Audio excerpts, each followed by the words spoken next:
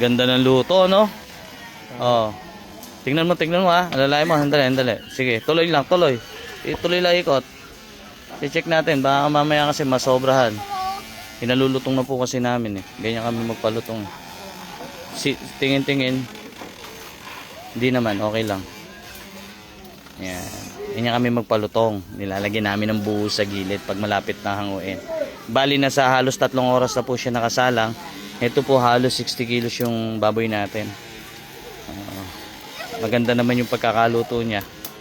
Tingin ko naman magi-enjoy sila Jeboy.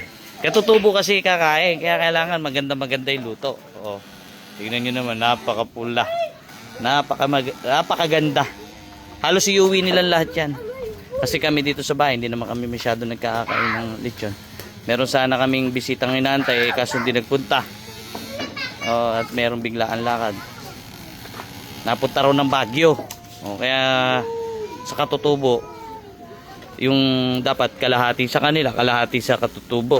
Ngayon, puro sa katutubo yan. Pero titikin tayong balat, syempre. Di pwedeng hindi, Pwedeng tikman niya. Tikman natin yan. Ganda nga ng luto eh.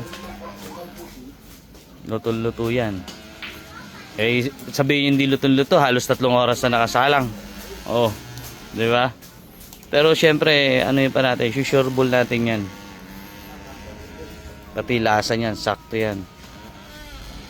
Lagay mo na yan, Glenn.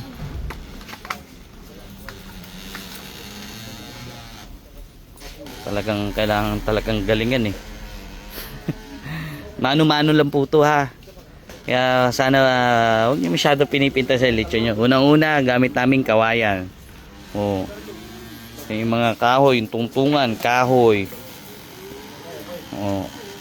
Alambre lang yung pero pagkatubo kasi ginamit mo, meron dalawang yun na pwedeng sa may pigi. Kaya hindi maano yung lechon natin. Ito, kawayan lang. Tapos taling alambre lang ang gamit. Mano-mano. Lutong bundok lang po yan. Kaya kung ano kalabasan yan, basta luto at maganda, maganda na yun. Diba? Tapos ang pumipihit, lang, mano-mano rin. Minsan nga, may sablay pang pihit eh. Kaya nabigla. Tingnan nyo. Medyo kumalas na kasi nabigla.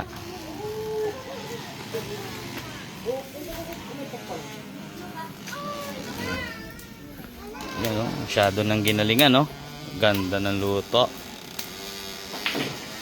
Masyado natin ginagalingan eh. Nakapagluto rin na maganda. Dahil kay Elio.